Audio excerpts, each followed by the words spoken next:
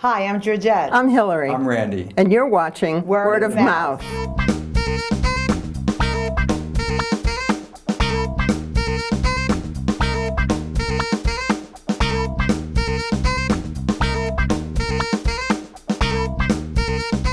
then there they are, the impossibly beautiful pair.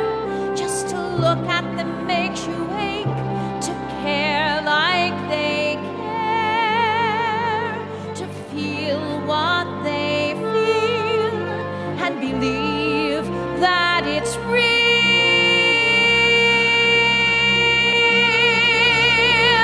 This is what getting married should be. We saw Catered Affair, which is a sweet little tale about a family in the Bronx in the 1950s. It's about a young girl who wants to have a very quick wedding. But mom wants to give her the wedding, the big shindig. She feels the pressure from the future in-laws to give her a big wedding.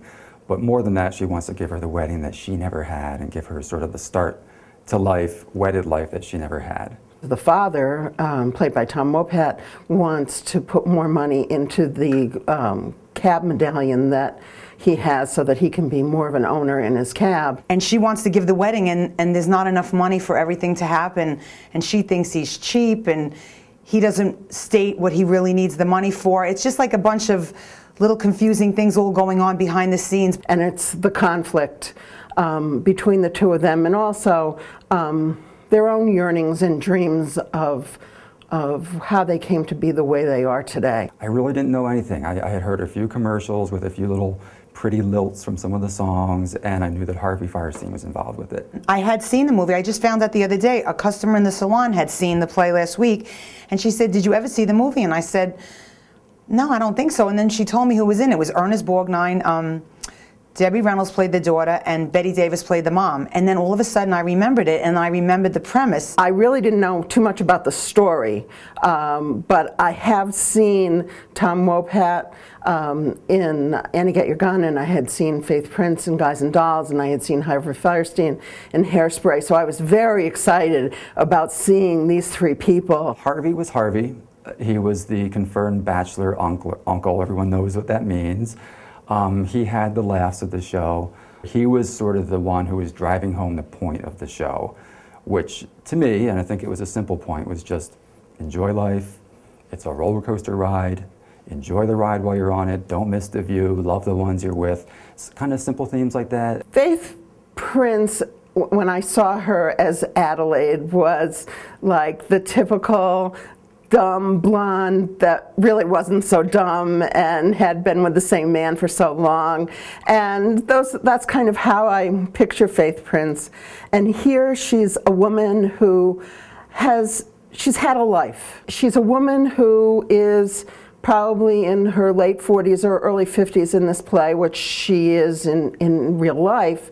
And you don't get to be that age without having some regrets and without having feelings of woulda, coulda, shoulda. And I think that she does portray that very, very well. I thought Leslie Christer did a really nice job as Janie, the daughter. She had spunk. I think she had some good character moments.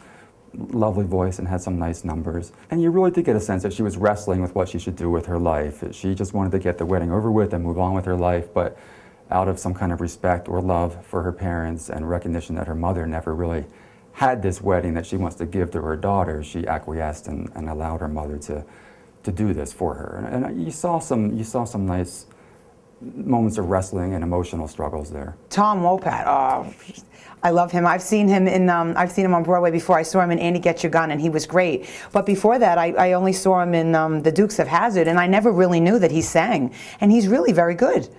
He's very good. He is a man who's worked hard all his life and has dreams and not told anybody what his dreams are.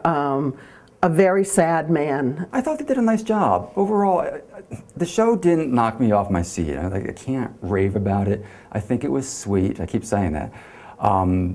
It felt like a Hallmark TV movie to me. It's very emotional. Being a mother and a grandmother, for me, it meant like how your life starts off and then how it's ending up, and like the daughter's life is starting and the mom's life is kind of like ending up, and how everybody feels about the different things that are going on. It's very sweet and touching.